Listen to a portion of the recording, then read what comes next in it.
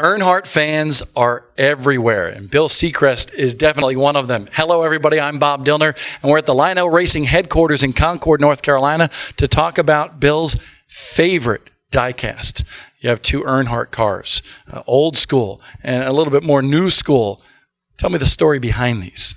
Well, the number 3 was actually a car that was made to look like Dale Earnhardt's original win. First Daytona win, only Daytona win, and it was painted 10 years later in a car tomorrow paint scheme. It was a combination of DEI and RCR came together to do this. But this particular car, nobody knew it existed until you got to Daytona that year.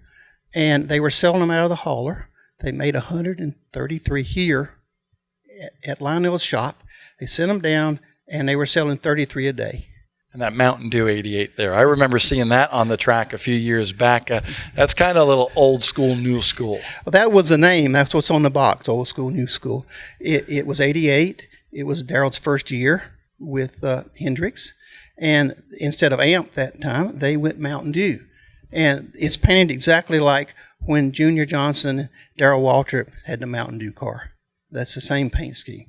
And so I went out of my way to get an autograph from the car owner, the car chief, and the driver for old and new. So Darrell's on there, Hammond's on there, Junior Johnson, and Dale, Tony Jr., and Rick Hendricks. You can tell you're a big NASCAR fan. What makes it special to collect diecasts like these? Well, it's a couple of things.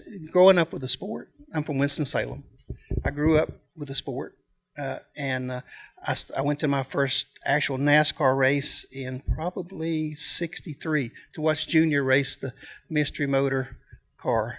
And so it just built from there. And then actually, I think around the early 90s was the first time diecast actually came out. Before then, I think the sport was struggling on just how do we present ourselves, because you had bubble gun, you had cards, you had, Benny Hill, you had Sam Bass doing posters and limited edition prints, but the diecast really didn't come until the early 90s, and I think then I think the diecast industry struggled with what do people want, because they had 148th, 118th, 124th, and now you pretty much see it's settled down to 124th and 164th.